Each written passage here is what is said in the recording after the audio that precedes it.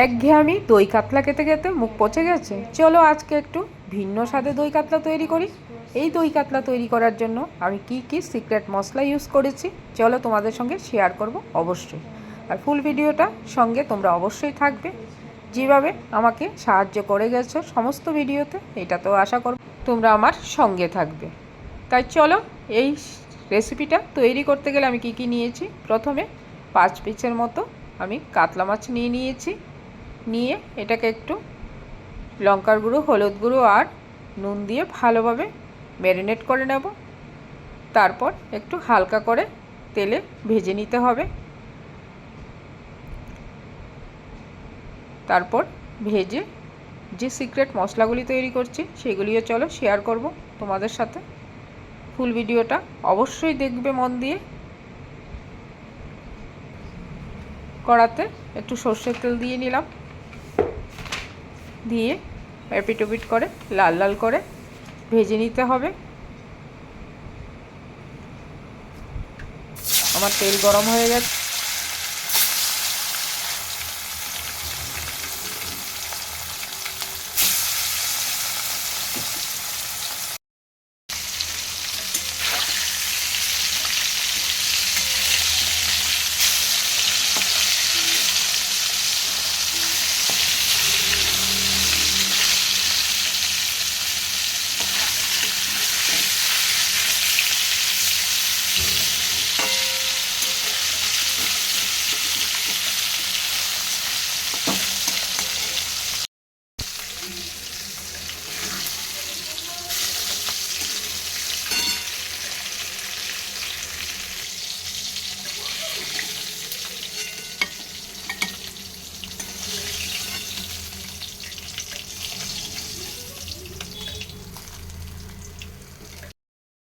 নিয়ে নিলাম একটা গোটা পেঁয়াজ, 2-3 কোয়া রসুন আর কয়েকটা কাঁচা লঙ্কা। আরেকটা পেস্টের মধ্যে নিয়েছি একটু নারকেল নিয়ে নিলাম। তার মধ্যে নিয়ে নেব পোস্ত, টক দই আর নেব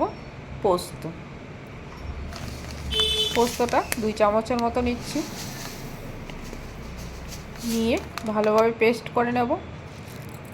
তার মধ্যে দিয়ে দিচ্ছি ধনে গুঁড়ো, ধনে আর মৌরি গোটা আর কয়েক পিস কাজু বাদাম দিয়ে এটাকে ভালোভাবে পেস্ট করে নিতে হবে।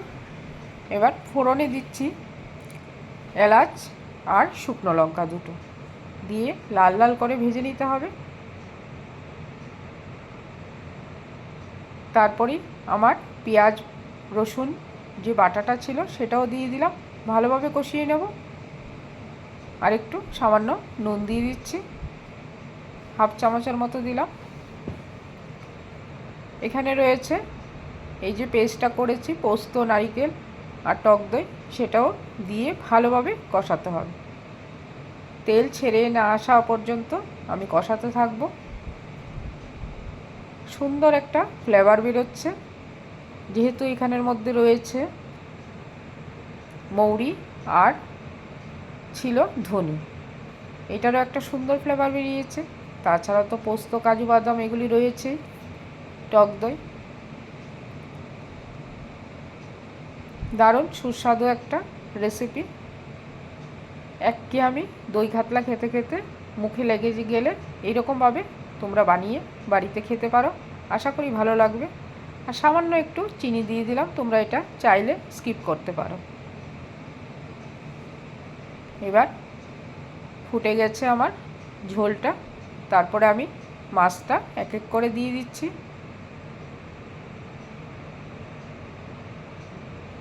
তোমরা চাইলে মাছ আরও হালকা ভাজতে পারো। আমি একটু ভেজে নিয়েছি, কারণ আমি খুব কাঁচা মাছ খেতে আমার খুব কষ্ট হয়। তোমরা চাইলে আরেকটু হালকা ভেজে নেবে। আর হলুদ চাইলে দিতে পারো, না চাইলেও চলবে।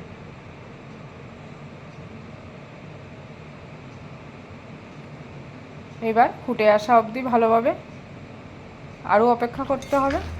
দেখো আমার আস্তে আস্তে তৈরির পথে ঘন হয়ে এসছে গ্রেভিটা। এবার নামানোর পালা। তোমরা এইভাবে সদা সর্বদা ত্রিপুরার মেয়ে স্বপ্নার চ্যানেলের পাশে অবশ্যই থাকবে আশা করব। দেখো কতটা সুন্দর হয়েছে, তোমাদের কাছে কেমন লাগছে অবশ্যই কমেন্ট করে বন্ধুরা জানাবে, আর এরকমভাবে পাশে থাকবে। সুস্থ থেকো, ভালো থেকো, এটাই কামনা করি। এই রেসিপিটা আশা করব আপনারা সকলেই বাড়িতে বানাবেন আর খেয়ে বলবেন কেমন হয়েছে, আর অবশ্যই আমাকে কমেন্ট করে জানাবেন। Tata, bye bye.